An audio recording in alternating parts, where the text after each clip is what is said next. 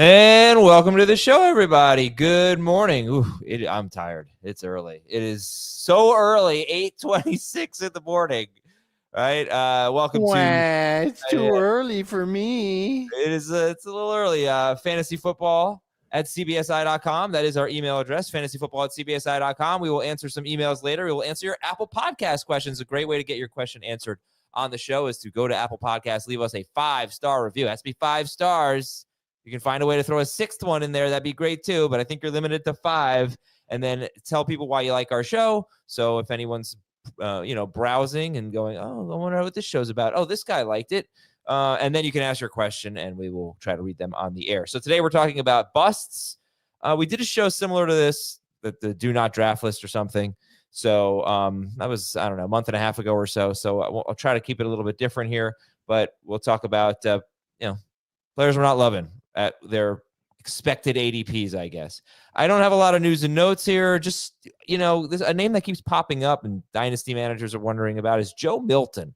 And MassLive.com reports that the Patriots have received multiple trade offers for quarterback Joe Milton. He was a 6th-round pick in 2024. In Week 18, he played 22 of 29, 241 yards, 1 touchdown, plus a rushing touchdown. He scored 21.2 points against Bills backups. Would you value Joe Milton, let's say in a 12-team Superflex Dynasty League, pick 301, Joe Milton? Which would you rather have? 301. Oh, 2 different answers there. Jamie, how high would you go? 2.6 or Joe Milton? I think it would probably depend on my quarterback situation at that point. But when you get into the 3rd round, I think, you're looking for as much upside as you possibly can.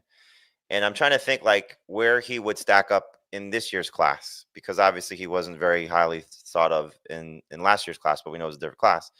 And I'm trying to think like Jalen Milroe, for example, like where teams are sort of evaluating him, and he's probably 4th quarterback, like that's where he starts to maybe come into the conversation at best. And so I would think like, let's say Cleveland, for example, if they decided to, make a move for him, or the Giants, the Steelers, teams that don't have certain quarterback situations for the future. I wonder if he got a chance to start, would it be something that could turn into, a potential playmaker, and, start to think of like the high end fantasy wise of like Justin Fields and Anthony Richardson, but the lows reality wise, because I think he's still unpolished. So there's some potential there for fantasy managers. So that's where I think it comes into play. 301 would be probably the earliest I would go. Okay. Well, that takes care of the news and notes. Hey, listen, we got the Final Four coming up this weekend. We've got NBA basketball, head to the playoffs. Same with hockey. We've got soccer, golf. Great time of year to be a sports fan.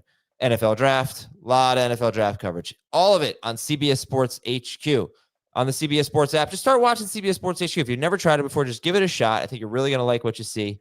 It's a great way to get highlights from the night before or whatever it is, catch up on your sports, anything you missed around the sports world, and some things you didn't even know you missed, because CBS Sports HQ has its finger on the pulse.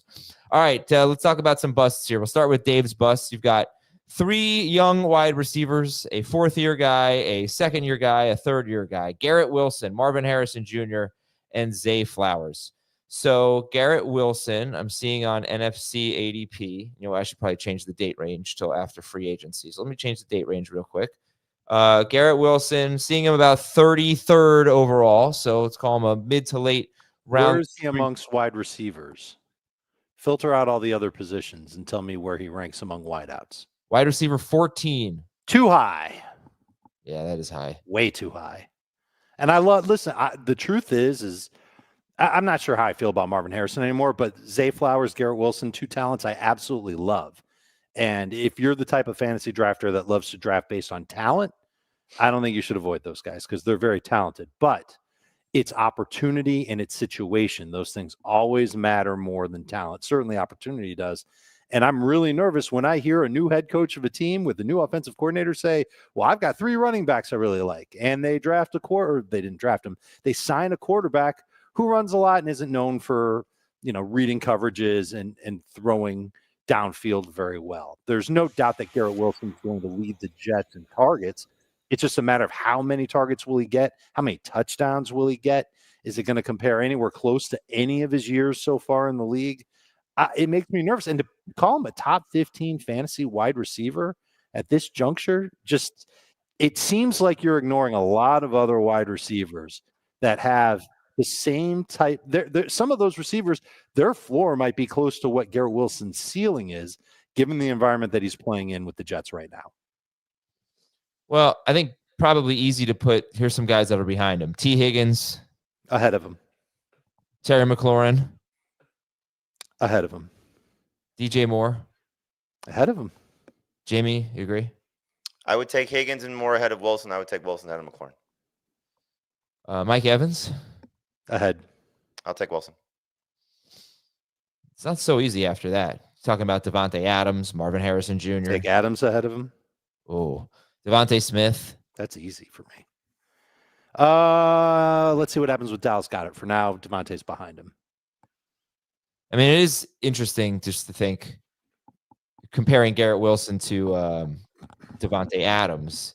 When they were on the same team together last year, Garrett Wilson was the number 26 wide receiver per game, and Devontae Adams was the number 9 receiver per game. The targets were a 176 pace target for Adams and a 134 target pace for Wilson. But obviously, I don't even know if Wilson gets to 134 targets. That was my question. Look at number 1 wide receivers with Justin Fields. It's not one guy did great. Yeah. Well, let me just go through it here because obviously we know that DJ Moore did great. The first year of his career, Darnell Mooney actually had a pretty good year, but that was, he had 1,000 yards, 1,055 yards and 4 touchdowns on 140 targets. But I do believe confidently, if you looked at those games, he was much, much better with Andy Dalton than he was with Justin Fields. 2022 was just a horrible year for the Bears passing game. 2023, DJ Moore was so good that year, but when it was just the Justin Fields games and not the Bagent games, he was on pace for 1,561 yards, 11 touchdowns on 101 catches, but on 140 targets. Can we get to 140 targets? George Pickens was on pace for 125 targets in the first 6 games of the year, 74 catches, 1,028 yards, 0 touchdowns on 125 targets. Jamie, you think we can get to 140 targets for Wilson? Depending if the Jets don't add anybody else, 100%. And Wilson stays healthy, yes. And Dave, you're less certain. Yes. All right. Obviously, the touchdowns are a concern as well. But just another thing about Wilson, he's had in 3 years, here are his targets: 150, 147, 168, 153. He's hit 147 or more targets in all 3 years. And we haven't had a single standout season yet. How many rushing quarterbacks has he played with? 0. Okay. I think. I mean, it's mostly been Zach Wilson and Aaron Rodgers. And there was like Tim Boyle and, there was that his rookie year, he had a bunch. Was it his rookie year or his second year? His Pretty rookie sure. year, he I believe had. it was both. Yeah, it was both. Zach Wilson, Mike White, Joe Flacco, Chris Streveler. His second year, he had Zach Wilson, Trevor Siemian, Tim Boyle, and 1 pass attempt from Aaron Rodgers. But no mobile quarterbacks. But again, 3 years with 147 or more targets, and he's never finished higher than wide receiver 19 per game. He's been wide receiver 31, 33, and 19 per game, Garrett Wilson, in those 3 seasons. So, Jamie, how could that change? Well, first off, this is a quarterback that he has a history with, so hopefully that matters. The two played together at Ohio State, and hopefully this is going to be similar to what we saw, if you just want to have a comp, recent one. What did Josh Dobbs do the minute he stepped on the field when he started for San Francisco? He looked for his college buddy in Juwan Jennings. This receiving core sucks right now, and so Garrett Wilson should get fed targets. I think this is going to be, an interesting team in general. Will they be able to stop anybody? I don't necessarily want to completely look at Fields and Pickens and say that's kind of a situation that we're going to get, because the Steelers did not allow Justin Fields to do much at all. I'm hoping the Jets, by investing in him, give him an opportunity to throw the ball a little bit more, and we see closer to what DJ Moore was able to produce than what Garrett Wilson, or that Garrett Wilson's able to produce closer to what DJ Moore was able to do. So that's why I think we'll see right around 140 targets. I don't think we're looking at 160 plus like what he had last year. That was kind of insane. And it was kind of highlighted by that one game right before they got Devontae Adams. He had like a 30 target game, if I'm not mistaken. It was something I think it's absolutely 23. nuts. Yeah, something insane. So it's I think the range of receivers you listed is fair. So depending on how you feel about that group of guys, you're either going to like Wilson ahead of them or behind them. Round 3, I think, is where he'll go. So it's the perfect spot to take a chance on a guy that still has amazing upside. And again, if they don't bring in anybody else of significance, and we're talking about the same cast of characters that they had last year minus Devontae Adams, then I love the situation for Garrett Wilson. All right, let's take a break here, and we will come back and talk about Marvin Harrison Jr. and Zay Flowers. We'll be right back on Fantasy Football Today.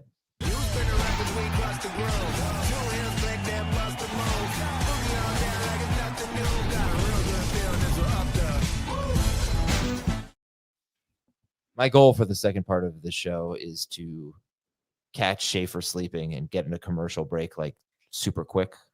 And he's going to be like scrambling to hit the button for you YouTubers. So we'll see if I can accomplish that goal. Dave's just not. You're purposely trying to sabotage the show. Just for like a second of dead air before a commercial comes in. I'm fine with that. I put a Word document on the show yesterday. I don't think we can really get much worse than that. Did you write down our bets? You don't forget. Oh, absolutely not. I've already forgotten it. Jamie, put it in a Word doc.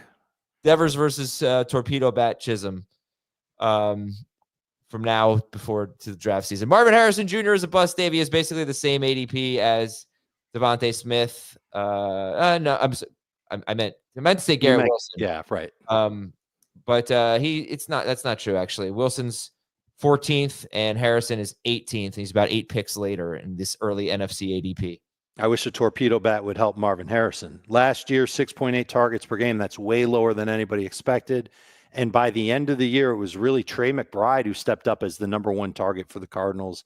And we've seen that whoever that number 1 target is for Arizona with Kyler Murray is the guy that gets good production in fantasy. That's not to say that Marvin Harrison can't do it. I mean, there were 8 games last year where he had 7+ targets, averaged 15.6 PPR points per game in those. So if we can get back to that point and maybe another year of him improving his game and being a little bit more explosive and hopefully being used differently in the Arizona offense, then maybe that's what he needs to be better. And maybe I'm all wrong on this, but I feel like I got to see it first. I got to hear about it first. And so I'm paying attention to what comes out of Arizona. I'm paying attention to what comes out of everywhere, but certainly Arizona for the next 4 months or so, because I want to know if Marvin Harrison really has a chance to be the number 1 guy for the Cardinals, not share that role with Trey McBride or anybody else, or even worse, being the number 2 guy. I think if you're taking him as high as he's going in ADP, I think you're doing it with hope and not based on what we saw consistently last year. And there wasn't a lot of consistency last year, but when he was good, he was really good. But when he was bad, he was Moped Marv. Adam. Moped. Marvin Harrison Jr. was around wide receiver 40 per game last year, 885 yards, which I think was really so disappointing. And eight touchdowns is great, but 116 targets in 17 games. It's just, how does that even happen? I don't know. And his catch rate on throws of 11+ air yards, we're not talking about, these huge bomb plays, was 44.3%. And to me, that's gross, especially for a guy as decorated a prospect as Marvin Harrison was. He's got to have volume just to have a chance to be in the wide receiver 2 conversation. So I spoke to Jonathan Gannon about that 2 days ago. And obviously we don't know how he's going to perform. He was very encouraged by his rookie season, just I think evaluating it from the standpoint of getting his feet wet and seeing what he was able to do. And he, gave kind of the coach speak answer of, the things that didn't show up on the stat sheet of what he did to open up things for Trey McBride. And he specifically said, open up things in the run game, so, how wide receivers clear out space and those things and the attention that he drew. So he, it sounded as if like he was talking about his week 2 game and how that sort of changed how teams defended them. in the answer he gave me, but he did specifically say, like, we have to do a better job of, featuring him a little bit more and getting him more involved. So I think there's definitely reason for encouragement. It's a matter of now where it comes down to cost. And so, what you're spending to, draft Marvin Harrison with, similar to what we talked about yesterday with like a guy like Caleb Williams or Drake May, so with these guys in their second year, how much did they take a leap forward for what the expectations were? Obviously he was a bust. But can he rebound to the heights of what his, college pedigree was and the prospect? I think for me, like round 4, if I go, hero RB like I typically do, and I'm looking for, a third receiver to go with the first 2 that I drafted in the running back, I love that. I will not touch them in round 3. Anything after round 4 to me is a bonus. When I hear a coach say something like that, and if you guys disagree, shoot a hole in it. I get the sense that they want to add another receiver to the offense. It didn't sound like that. It didn't. Now, granted, you don't think they want to add another guy to try and open things up for him? He was talking about. I happened to walk up right when one of the beat writers was asking about Zay Jones and how much his suspension, sort of put him behind, and he was, talking about Zay Jones. I assume they still like Michael Wilson to play a significant role. It's always interesting with these receivers. I remember talking to Zach Taylor, for example, about Jamar Chase and what he said in regards to rookie year to year 2 and how much just these guys get overwhelmed of draft right into minicamp, and then trying to find a place to live and all these things and just how things they get acclimated. And Zach Taylor was saying, year 2 was, so important it's so important for these guys because now it's their first full off season of just focusing on the NFL, especially after all the combine stuff. Now, Marvin Harrison didn't go through the combine training, so I don't know how much that factors in with him. But I think there's too much upside here for what he can be to completely avoid him. But I think if you're, trying to draft him anywhere close to what he was at last year, which was probably just a huge mistake and overvalue on our part. Oh yeah, and how we ranked him Guilty. as an industry, collectively. I just hope that the opportunities increase. You want to judge his speed. Okay, if you don't like that, you don't think he has an opportunity to be more explosive. He just may not be that type of guy. It could be more of the Drake May, Michael Pittman caliber of receivers with just a little bit more physicality, and hopefully that's what's sort of puts him at another level. But it's a huge year for him. For anybody that has him in dynasty or long-term keeper leagues. I think from a redraft perspective, if you're taking him with sort of leftover wide receiver 2s or the high-end wide receiver 3s, I think that's a perfect spot to take a chance on what his upside could be. I'm good with him as a high-end wide receiver 3. There's Marvin Harrison Jr. we're talking about here, but I also want to address they're going to add a wide receiver thing because the Cardinals, let me see what pick they have. They have the 16th pick. Okay. So if they go ahead. Took someone in the first round, okay, that would be a problem. Right. If they take someone in the second round or later, history tells me probably not going to be that big of a deal. Even looking at, say, 2 years ago when you had really good wide receivers picked at this range, you had Jaden Reed late in the second round. You had Jonathan Mingo early in the second round. Bad pick. But Jaden Reed, Rashee Rice, Marvin Mims. Then we get into round 4. We get Tank Dell, Josh Downs, Jalen Hyatt, Cedric Tillman, right? Like a lot of guys who don't really matter. But I don't think these guys, second round pick wide receivers, I think they're not really going to come in and hurt a good receiver. Now, if he's not good, if Harrison's not good, that's another problem. But I don't think a second round or later wide receiver, especially in a weak wide receiver class, is really going to have any effect. And it's not just on Harrison, but it's just something to think about for every team. Because every year we do this, they drafted this guy. It usually doesn't matter. If that player, like Tank Dell, for example, if he's going to have an impact, it's not going to be because he's hurting Nico Collins. It's going to be just because he's good and he lifts the entire offense up. Puka Nacua, did Puka Nacua really hurt Cooper Kupp? I don't know. That's hard to say. Kupp got hurt like right away, right? Or missed the first 4 games. Voodoo doll. He had a voodoo doll. Yeah. But I'm just saying, like, usually a wide receiver drafted in round 2 or later doesn't really do that much as a rookie. So I don't know, unless they take someone with the 16th overall pick. I don't know that adding a wide receiver is really going to matter for him. Okay, so let me clarify the point. I'm not saying that they're going to draft a wide receiver who's going to dominate targets and completely change the complexion of the Arizona Cardinals offense, but any addition that's significant, and maybe even significant is too strong a word, notable. If they drafted Jalen Noel, for example, it's somebody who could put a lid on the type of target volume that we really need to get out of Marvin Harrison because he's not an explosive wide receiver. At least he wasn't last year. That's what I'm saying. If there's another receiver that's going to command a consistent 5 to 5.5 targets per game, and Trey McBride is still doing his thing, I think that's obviously going to hinder the ability of 7.5 targets per game or more for Marvin Harrison Jr. I would think that if they're adding a day 2 or day 3 wide receiver, it's more of an indication on Michael Wilson and Zay Jones. Sure, but they need that improvement there. They need to do something to try and get defenses to balance up and not tilt coverage toward Marvin Harrison. I'm pretty sure Marvin Harrison has the most targets of a number 2 player on a Kyler Murray offense last year. So that's another concern, right? Like, you had 147 for McBride, you had 116 for Marvin Harrison. I don't think we've ever seen 2 receivers with that, a number 2 receiver with 116 targets. So for me, it's less about the guy they bring in and more about Trey McBride, right? If McBride's going to continue to be a 150 target kind of guy because he had 147 in 16 games, then is there more than 120 left in a best case scenario for Marvin Harrison? I feel like there is. It's hard for me to sit here and say, oh, there's no way Marvin Harrison gets more than 120 targets.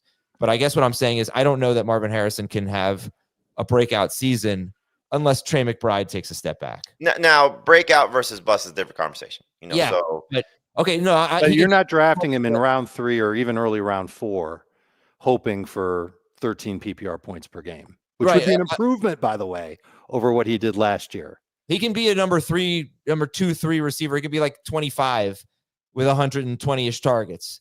But of course, everyone I draft in that range, you're hoping has a chance. Yeah, well, again, hope versus what the expectations are. So if you had higher expectations for him, you're drafting him probably in round 2 if you think he's going to have a breakout season. No, why would you do that potential? You don't have to draft him in round 2. I mean, I'm not saying you have to, but again, going back to some of the players we spoke about yesterday, like, there's a chance for him to make a pretty significant leap. I don't think anybody is looking at him and saying, I can't imagine Dave's ranking him wide receiver 40. So it's the hope that he can, sort of live up to the draft pedigree and maybe start to look like, maybe not to the same heights, but look like what Brian Thomas and Malik Neighbors looked like last year, which was what we thought Marvin Harrison was going to be. All right, let's go to Zay Flowers, someone we pretty much have not talked about at all. I love this one. So Zay Flowers was wide receiver 36 per game in full PPR, number 38 per game in non-PPR. And he had 74 catches, 1,059 yards, only 4 touchdowns on 116 targets in 17 games. By the way, same amount of targets as Marvin Harrison, I believe. And Zay Flowers had 1,059 yards, and Marvin Harrison had 885 yards, on the same amount of targets. So that's an interesting thing to keep in mind. Harrison did score 4 more touchdowns. They were pretty similar in terms of points per game in PPR. Flowers, 12.3, Harrison, 11.7. All right, so Zay Flowers, I'm seeing him as wide receiver 26, going 57th overall in NFC ADP since March 15th. Too high. You think that's too high? 26. I hate to say it, but it's too high. There have been pockets of time in his short career where he's looked like somebody who deserves to be drafted there, if not even a little bit higher. But the bottom line is that we know the Ravens certainly have the capability to run the ball. Their MO near the goal line is run the ball or use the tight end. And now they've added DeAndre Hopkins. That's someone who could steal 3-4 touchdowns away from everybody on this team. And it hurts that touchdown upside for Zay Flowers. So now what kind of volume can he get from week to week? We know that the Ravens offense isn't a high volume passing offense. It won't be that unless something happens to Derrick Henry. I'm hoping that doesn't happen. 6.8 targets per game last year. Early on in the year, he was doing better than that. He was averaging almost 15 PPR points per game, about 7.5 targets per game, weeks 1 through 9. And then after that, his targets per game didn't go down terribly. It's not like it went down to like 4 or 5. It was around 6. And it was 9.4 PPR points per game from week 10 all the way through week 18. Just 3 games all year where both he and Andrews each had 6 targets. It's almost like when Mark Andrews started to get attention in the red zone, that's when Zay Flowers' numbers really took a step back. And it sounds like Andrews is going to be back. I know Derrick Henry is going to be back. I already talked about Hopkins. Lamar Jackson will do his thing. He'll steal a couple of rushing touchdowns. I love the guy, but he's no better than a number 3 receiver. And honestly, as much as I poo-pooed Marvin Harrison, I'd rather take the chance on Harrison than I would on Zay Flowers. Jamie, your thoughts on Flowers? Well, I mostly agree. This is going to be another one of these guys I think we talk about that his reality is better than his fantasy. He's a very, he's an easy receiver to look at and say, okay, he could be a much more productive guy if he was getting more opportunities. And it's just the nature of this offense, so you want pieces of this offense. You just have to understand that you want them at the right cost, so Lamar Jackson's such a unique talent that he doesn't need a receiver to be a 150 target guy, 150 plus target guy. He doesn't need to have a guy that's going to be, a consistent 100 catch guy. Obviously, that would be great. But I don't think that's just the way that this offense is going to operate and need to be successful, as we saw last year. So for what he offers, he's a very solid player for their team. He's just not going to be, I think, a guy that gets you north of 15 fantasy points per game on a consistent basis. So he's a great number 3 receiver. I agree with the range, going after where his ADP is right now. He's closer to wide receiver 30 for me. We typically tend to see him go higher because, again, I think people look at the talent and say, okay, he's Lamar Jackson's quote unquote number 1 option, but you see what his kind of numbers are. And Davis talked about this a lot in terms of where Lamar Jackson's career has been from his number 1 receivers. Like, this is kind of like Marquise Brown's best season too, maybe a couple more touchdowns, but it's just, I think the ceiling is probably 14 PPR points, so another 1.5 in that range. It's just not worth drafting as a starter in a 2 receiver league. He's a great starter in 3 receiver leagues, especially if you sort of wait on the position.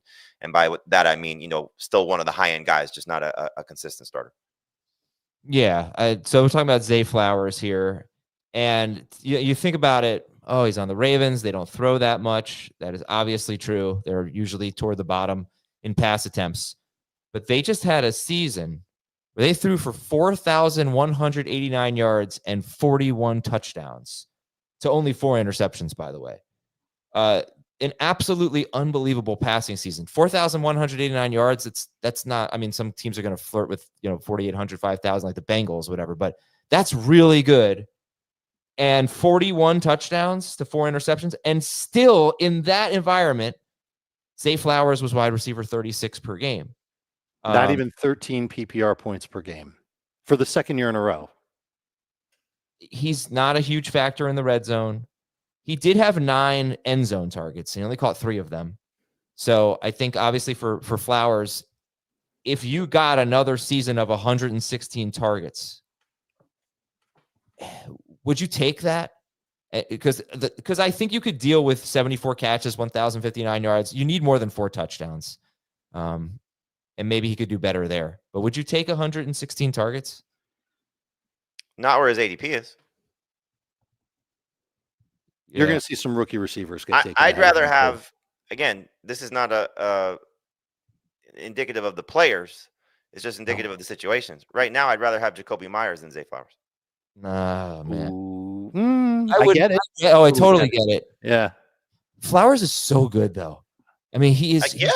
He's so explosive. He's been great in yards per route run, great in explosive play rate. Again, this is not a fantasy reality comparison. This is who's going to get more opportunities in their respective offenses. Again, just those 2 players by comparison. But I just think that Zay Flowers is going to be.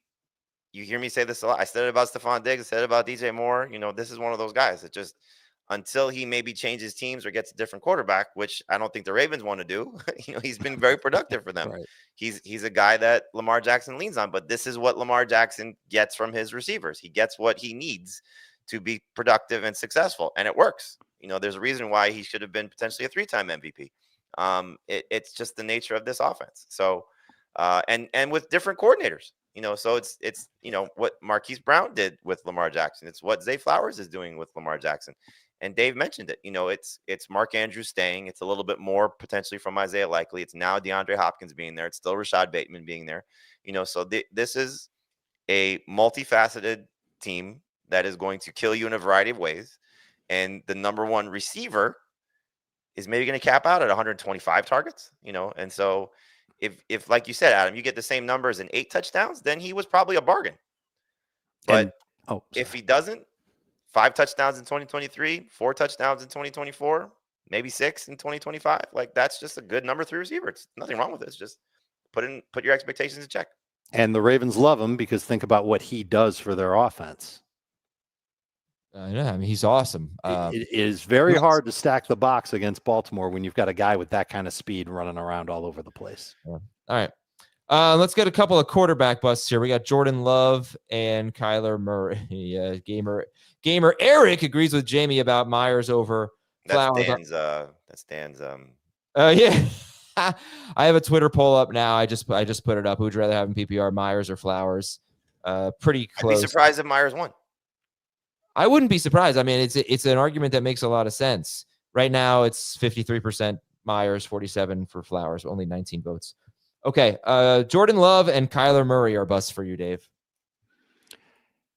I reserve the right to change my mind on both of these guys without question. The draft hasn't happened yet, so obviously if either or both of these teams make additions to their receiving core that are significant, then I think that matters a lot. But I feel like we're at a point now in fantasy where when we talk about the quarterbacks that we're taking in round 9+, these guys fit that bill. And there are so many other quarterbacks that I believe have more upside than both of them. And I was a Jordan Love guy last year, definitely thought that he would have a big year.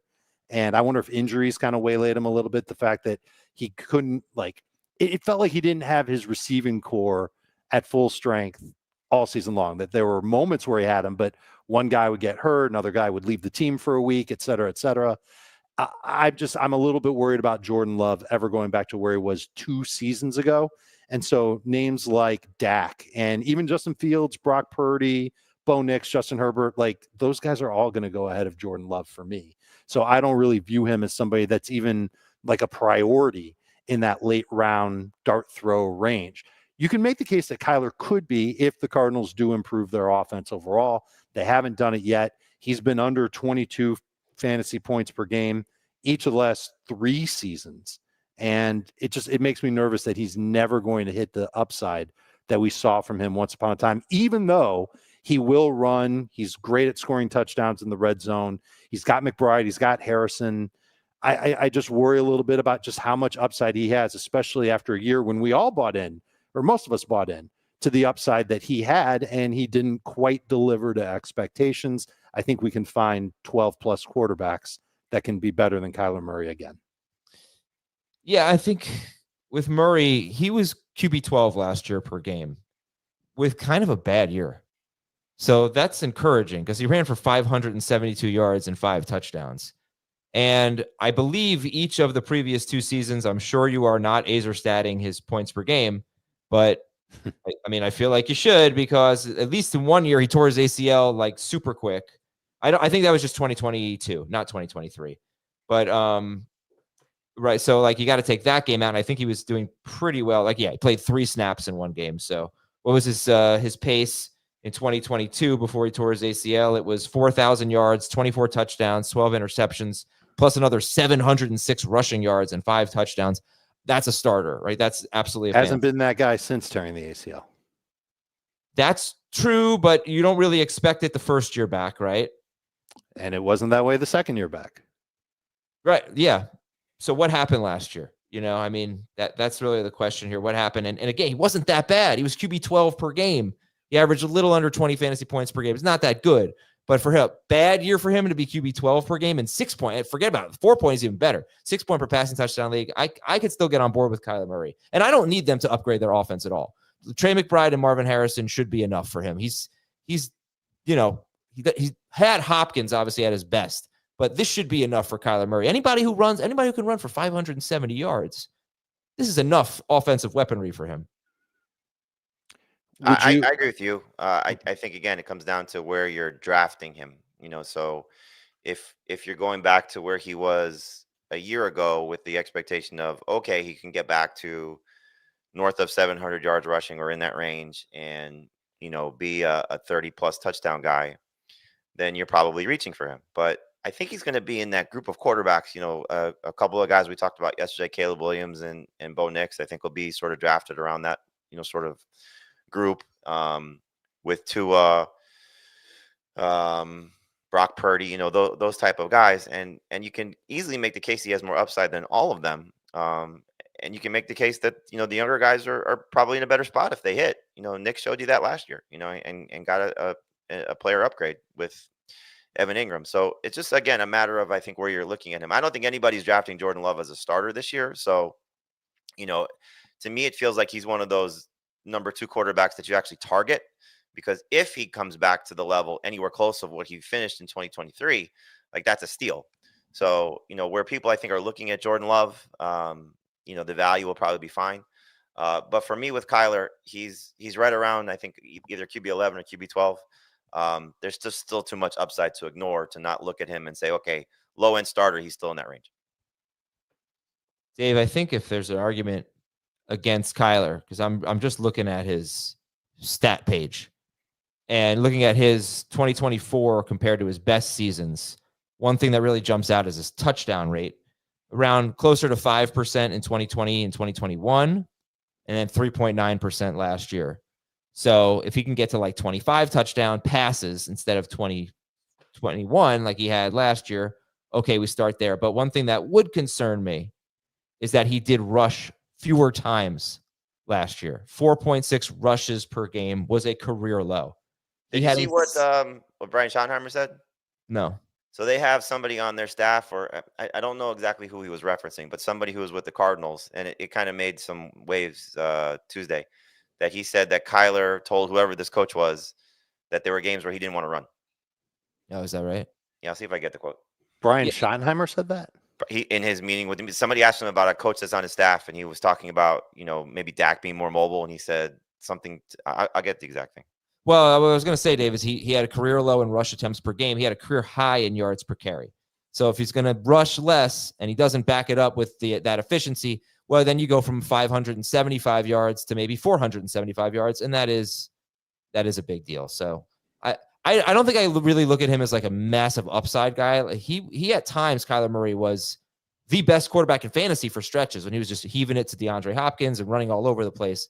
Those days might be done.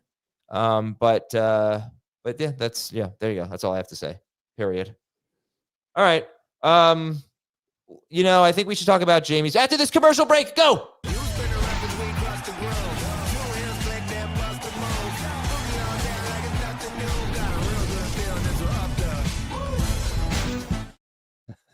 Oh, hey, Schaefer, acing the test. Very good. Very good. Well-timed commercial break. All right, so the reason... So here's what he said. He was referencing Clayton Adams, who was with the Cardinals last year. Sure, yeah. And Schottenheimer said, Murray never wanted to run the ball. Here's the full quote. When he was the starter, he'd say, I don't want to. I'm not in the mood to run this week. Cool. Wow. Now, is that still getting healthy from the knee? I mean, look, we know he can be, I don't know, moody is the right word, but he certainly has, shown some body language issues that people have commented on, when things are going bad in Arizona. And who knows? I mean, look, sometimes these guys, as they age, and especially after they suffer a significant injury, they don't want to put themselves at risk.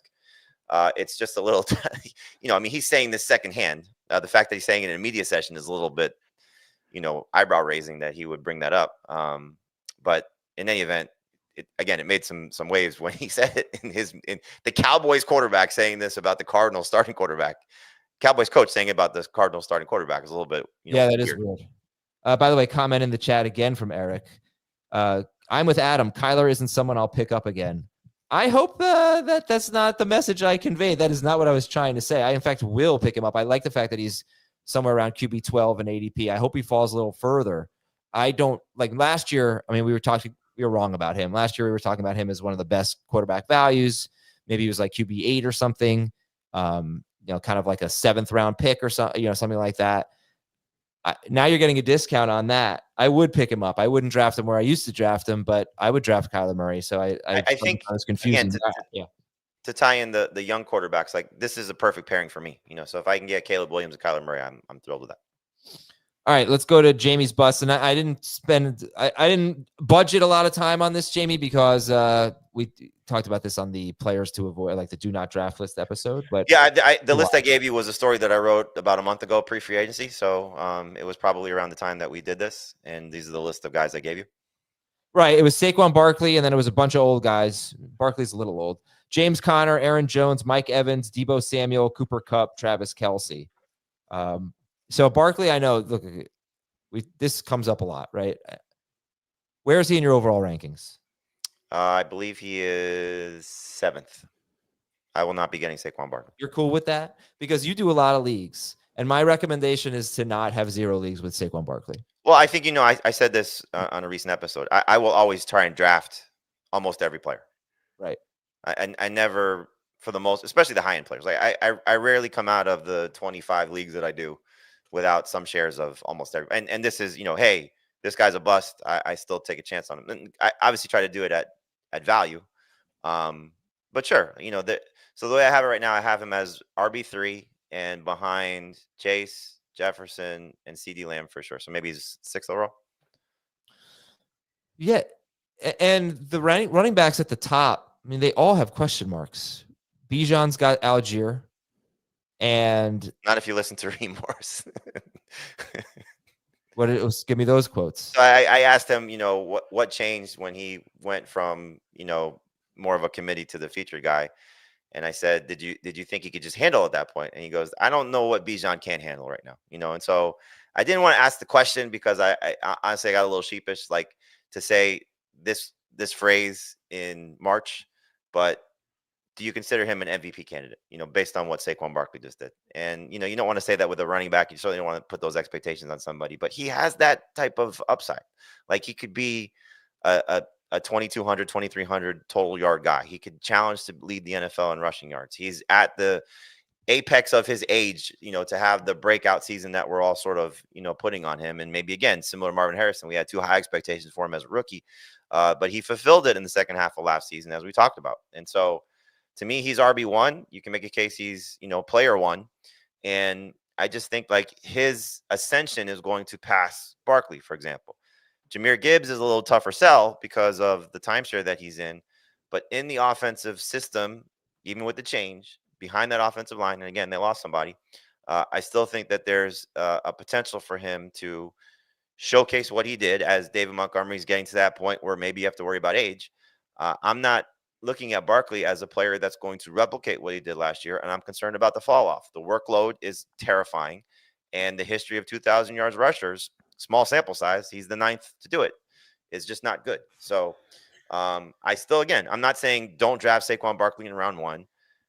Dan told you on a previous show that's still his RB1. It's going to be a lot of people's RB1s. Again, you look at it and you say, offensive line's great. He just showed you what he can do when he's healthy in a great system. I get it. But I'm just a little bit concerned that we're going to have 1,500 total yard season for Saquon Barkley. And the reception total is scary with Jalen Hurts because it's just not something that he does with his running backs. And so, if you're getting even the same receiving numbers, fine. It's just not RB1 for me. I think Bijan could be a 60-plus catch guy. And I just want to say this, though, because, you talked about, he became the workhorse. I mentioned these numbers last time we had this discussion about Bijan being RB1. He actually didn't really become that workhorse. It was the last 12 games. He was the number 1 running back per game, Bijan Robinson. And he was on pace for 336 running carries, which is awesome. But they became extremely run heavy. They were 4th in run rate. Tyler Algier still was on pace for 104 carries there. No, 147 carries. He had 104. So he had 69.5% of the running back carries. In the first 5 games of the season when Bijan was a huge bust, running back 24 per game, he had 67% of the carries. So they didn't change the split. They just ran the ball over and over and over and over and over again. I don't know if they're going to do that. I think they'll probably change the split more. I think it'll be more Bijan heavy than Algier, but that's just a total guess. But the way it sounded from Morris. Yeah, I mean, but we don't really care about that, right? I mean, these guys say so many things. I don't care that Aaron Glenn is talking up 3 running backs. They always do that. They talk up all the guys on their roster. You know what I mean? They're not going to use Isaiah Davis. I mean, if they do, it's going to be so sparing. I think a fair comp, like we talked about yesterday, was the Tampa Bay situation. Like Isaiah Davis will be Sean Tucker. It'll be a guy that works in, and if there's an injury. But in the case of Aaron Glenn, it was, where's Breece Hall at? And he said, we have 3 running backs that we like. It wasn't just the typical coach answer of, we're expecting Breece Hall to come back and be a superstar. Like, he could have said it that way without necessarily bringing in the other two guys. Like, again, I asked Andy Reid about Elijah Mitchell. He didn't bring up Isaiah Pacheco. I asked a follow-up question about Isaiah Pacheco. He talked just about Elijah Mitchell, and Pacheco, when I asked him about that, it's not like he said, we're going to share the load with Kareem Hunt and Mitchell. It was specific to that answer. So, you got to sort of read between the lines with these situations. Again, I can't sit here and replicate Raheem Morris's enthusiasm about Bijan Robinson. After I was done asking my question, I went to, who was the table next to him? Oh, I was listening a little bit to Kevin O'Connell to try and make sure Thomas was happy. And Morris was still right there. I heard somebody else ask a Bijan question. And again, like he just lit up the room. Like, you hear guys that are just excited to talk about their players. And you could tell the difference. And you can tell the difference between Aaron Glenn's answer about Breece Hall and Raheem Morris's answer about Bijan Robinson. Like, it's just hard to explain. No, I get it. You did a good job explaining it. Dave, it's like when somebody asks me about who I work with. And I go, yeah, man, Jamie's awesome. And Heath with his projections are great. And Adam's great too. But I say it more like Adam's great too. But we have a lot of great hosts. We have a lot of guys who can step in, we have three hosts, but Adam's great. Dave, let's just finish here because then we'll get to the questions. Jamie put in this column from over a month ago: James Conner, Aaron Jones, Mike Evans, Deebo Samuel, Cooper Kupp, and Travis Kelce. James Conner, Aaron Jones, Mike Evans, Deebo Samuel, Cooper Kupp, and Travis Kelce. Do you disagree with any of these bust calls? Yeah, I'm not ready to bet against Mike Evans. If the argument is, well, he's old, and look how old he is. He's old. I can't go against that. Like, I understand that there are some volume issues with him, and you're hoping that he maintains high touchdown potential. I think he can. I still think he can play at a good level. I wouldn't expect him to finish. Where did he finish last year? I know he averaged over 17 PPR points per game. Yeah, I don't think he can do that. 8.5 PPR. Yeah. So per game. Yeah, I get it. And he had 7.9 targets per game last year.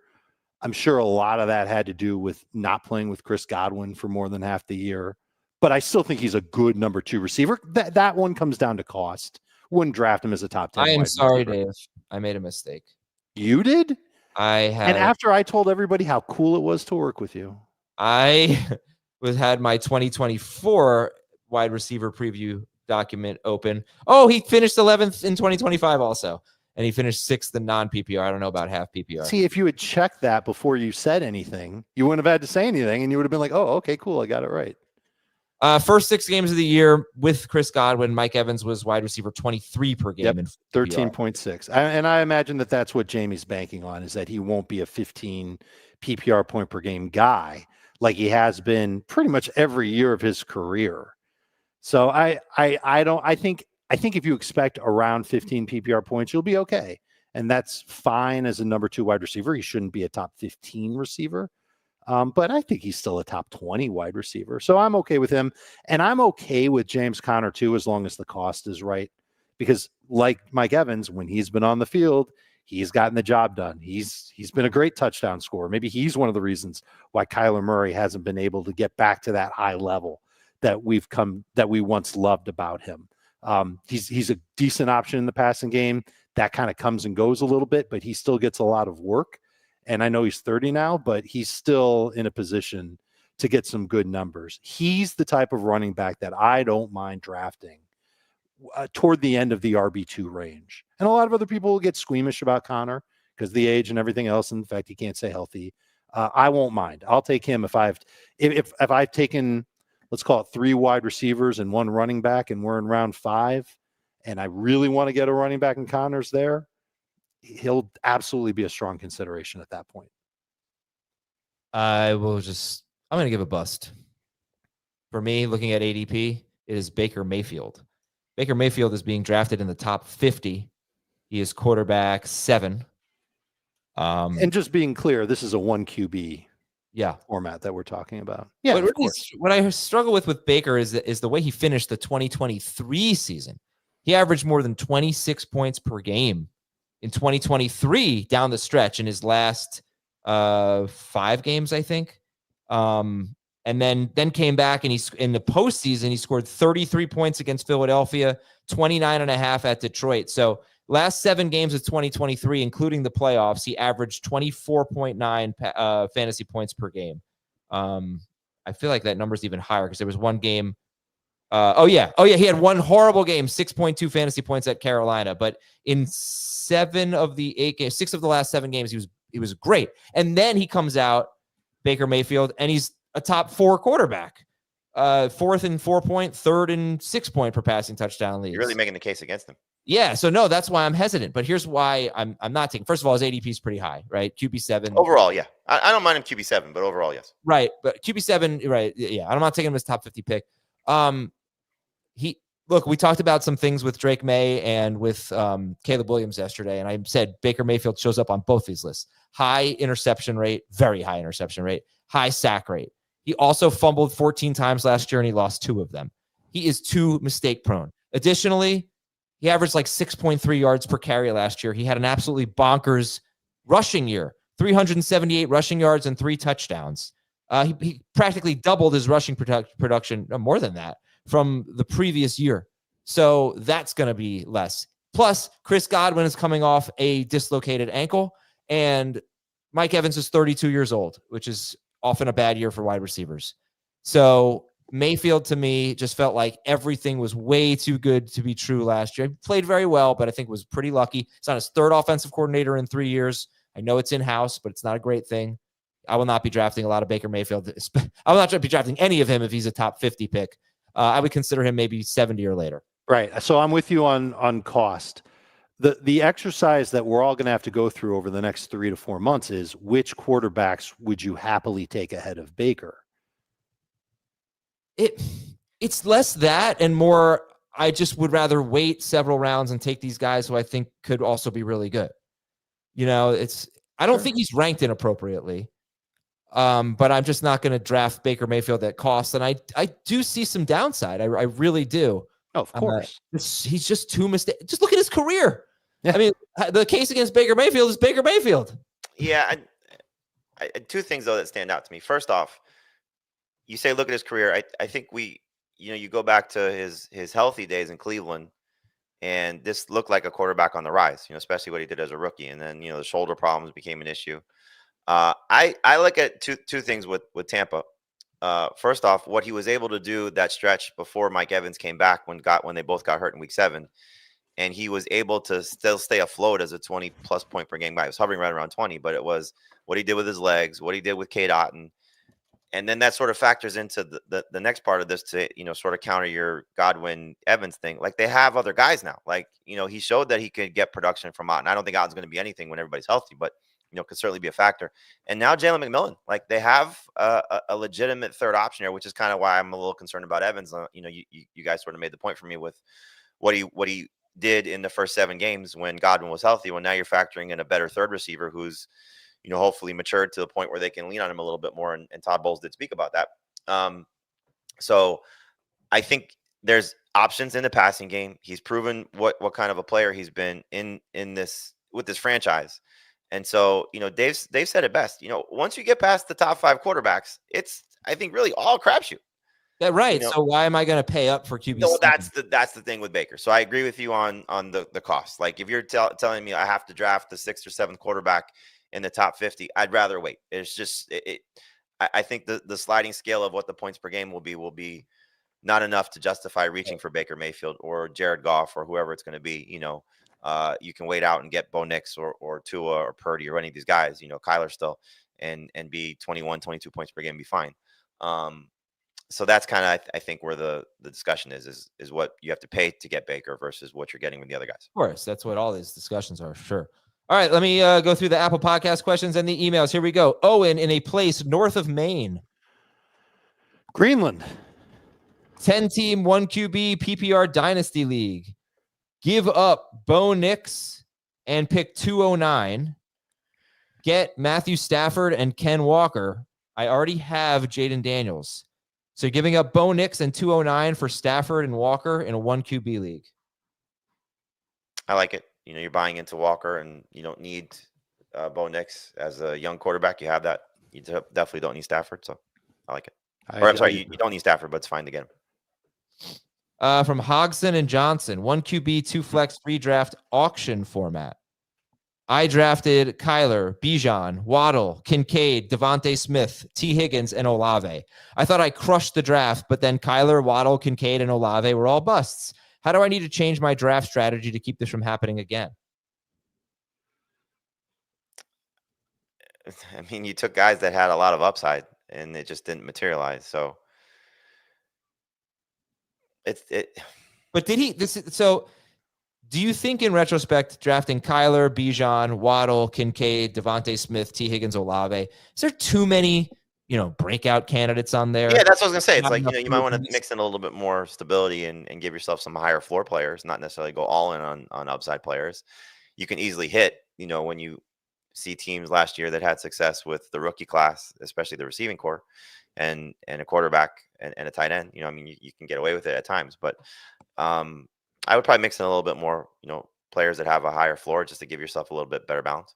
Sure. But at the same time, there are a lot of drafters that have the emotion of, well, if I'm not finishing in first, I don't care where I finish. And they're going to go for as many upside players. I kind of feel like that's how you draft, Jamie, is that you always want to load up on those high upside players. Right. And then if you whiff, then all right, you're probably not going to make the playoffs, or maybe you get in as the 6th seed. You're out in the first round. Not a fun experience. But honestly, like Olave got hurt. Waddle was, I think he played hurt for part of last year. And just the whole situation coming in the year was something I didn't like. Higgins, definitely, you got to be happy with Higgins. Kyler underwhelmed. I don't know. You took some shots on some players that had some huge upside and you missed. That's what happens when you go all in on upside. So the counter to that would be and we don't know the answer to this, I assume, is what did he do with the waiver wire? Because I know, huge, obviously, for the way I draft, yes, I'm going to lean more toward upside players, but I also know that I'm going to be very aggressive on the waiver wire. So you got to be. When do you and look, he has some players there. Okay, this could be the week for Waddle. This could be the week for Kincaid. This could be the week for whatever player you're sort of banking on. And especially in the case of the team that he drafted, yes, Higgins and Bijan were good. There were some pitfalls there. Higgins missed some time. Bijan was obviously a little bit of a slow starter. So when you're behind at that point and you're not cutting Kincaid early, you're not cutting Olave until he suffered the concussion. So it just felt like he hit on all the misses or several of the misses of the breakout group. But you got to know, okay, who am I getting rid of at the back end of my roster to sort of supplement and hopefully help these guys to get me through to the end of the season. Let's try here. Next question. Just real quick, if I may. Shut up, Adam. I feel like Kincaid was one of those guys that was drafted more on hope than anything else. And maybe that's a mistake that we could avoid moving forward. Well, thank you, Dave. All right. Surge Review says PPR Superflex 2 receiver, 1 flex, shallow, 10-man keeper league. Everyone can keep up to 3, but nobody that was drafted in the first last year can be kept. I'm keeping Kyler Murray in the 6th. This is a Superflex league. Mm-hmm. Kyler Murray in the 6th, JSN in the 11th. And then I need to choose 1. Justin Herbert or Tyreek Hill in the 3rd. Sam Laporta in the 5th. Najee Harris in the 9th. Or Jamison Williams in the 13th. And he can choose where he drafts from, either 4th or at the swing. Who's he keeping again? He's already keeping Kyler Murray and JSN, and it's a Superflex league. So, I mean, Herbert or Tyreek Hill in the 3rd. I don't think we're going to do Laporta in the 5th. Najee in the 9th. Jamison Williams in the 13th. I'm going Herbert. Yeah, I'm so tempted to take JMO, but I think because it's a Superflex, Herbert's value is too good. At best, he's a round 2 pick in this format. Are you ready for rapid fire? At worst, I should say, at worst. Rapid fire emails. This one is from Eric. I've been doing my rookie draft prep. How much do you listen to evaluation of players from guys like Todd McShay, Mel Kiper Jr., non-fantasy guys? I mean, I like to listen to Ryan Wilson and Mike Renner, Pete Prisco. Those are guys who I tend to listen to. And how much do I consider them? I consider them notably. What's on Paramount Plus tonight, Dave? I mean, there's probably Yellowstone and Landman and SpongeBob and Star Trek and Fantasy Football Today episodes from the season. Everybody likes to go back and watch those. Probably some soccer match somewhere in Europe. Soccer, yeah. I listen to everyone. Absolutely. I mean, of course, I'm going to listen to non-fantasy guys, especially these guys are so plugged in with the league. If they have a good idea. Well, they're watching these guys year round. Yeah, and that's the thing. Like, the thing I love talking to Pete about is he'll go and I'm going to look at Jackson Dart tape, and this receiver next year is going to be awesome. Like he'll say things like that, or this left tackle in the 2026 class is going to be one of my favorites. He'll say stuff like that. Just I'm not using Ole Miss per se, but he's watching a certain player, and then somebody else stands out to him, and he keeps an eye on that guy for 2 years. All right. Next question all the time from Brad. 12-team half PPR keeper league. I have the number 1 pick. Would you take Ashton Jeanty over players like AJ Brown, Tyreek Hill, Breece Hall, Kyron Williams, Brian Thomas Jr.? Half PPR. Would you take Ashton Jeanty over AJ Brown, Tyreek Hill, Breece Hall, Kyron, Brian Thomas Jr.? The only 2 that stood out to me were the last 2. And so that'll kind of depend on most likely destination for Jeanty. But Kyron is still, I think, going to be very valuable, and Brian Thomas could be a monster. So depending on where Jeanty goes, that's the range I'm going to probably have him ranked anyway. So top 15, and those are 2 guys that are back end of round 1, early round 2 picks for me. Absolutely. From Jake, 8-team dynasty PPR league. I have the first pick in the rookie draft. Basically, his running backs are Gibbs, Chase Brown, Brian Robinson Jr., Aaron Jones, and Charbonnet. His receivers are Nico, Devontae, Evans, Worthy, and Pearsall. Would you draft Jeanty, or would you try to trade for wide receiver depth? I would want a haul. I would want or an excellent wide receiver. I would probably at worst trade down to 3 with the expectation of I'm getting your 1 next year, and probably a receiver who can help me now too. Oh wow! So what might that look like? Would you take Devontae Adams and 103 for 101? I think he has Devontae Adams. Yes, Devontae. Okay, I was just trying to build my way up to. Yeah, I think somebody like if better you're than Devontae, if you're offering an older receiver that is probably not going to help me long term, no. I would probably want somebody, that still has the potential to be a top 12 caliber guy. So let's say Garrett Wilson. Somebody we spoke about. Still has the upside to be, I think, special. And I mean, you're giving up potentially generational talent in Jeanty. So it's got to be. I can still get McMillan or whoever we're going to say is the number 1 receiver. Because Hampton could be 2, or another running back could be 2. So, like I said, worst case scenario, I'm dropping down the farthest is 3, unless, to your point, Adam, you're getting such an unbelievable haul, or Dave said it, whatever, that you're not even looking back. But I'm not giving up 101. Would you take Rashee Rice in 103? And next year's 1? So 2026 no. 1. The 103 this year. No. And Rice straight up for Jeanty. No. Okay. That might get me interested, but I don't know if I'd do that either. Would you take Justin Jefferson? Yes. Yes. Don't yes me. You'd rather to say, oh yeah, I'd rather have Jefferson than Jeanty. That's close. That's got to be close. Man, the next time somebody asks me, what's it like to work with all these guys? I mean, they're like, Jamie's amazing, and Heath is, dynasty legend, and Schneier has been awesome at draft coverage, and Thomas Schaefer has been a great producer. And that's it. I'm surprised, by the way. Zay Flowers is crushing in this poll against Jacoby Myers. I'm surprised by that.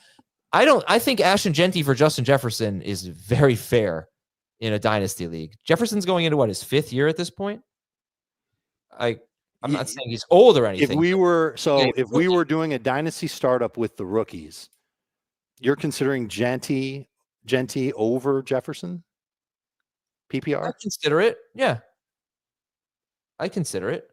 I love Jeanty. I wouldn't consider it. And I love him. I think he can be better.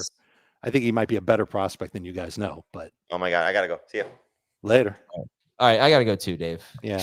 Well, his dog probably took a boo-boo in the house. All right, we're out of here, everybody. Thanks so much for watching. We'll talk to you next week.